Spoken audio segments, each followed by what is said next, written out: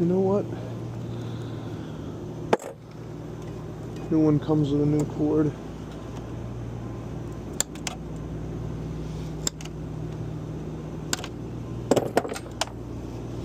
Cut that fucking guy out of my way, because that was the fucking problem. And now this whole fucking bastard should slide right the fuck out.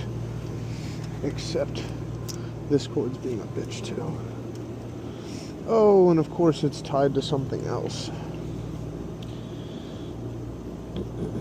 Love this, love this, love this. But yeah, this is the process. Slowly fucking with something one by one until you get it out. I mean, you don't know how to do something until you do it for the first time. And although I've changed out boards before, you know, every unit is different. So every process is different. And this one just happens to be one of the most fucking difficult. Well, see you when I got the new board in.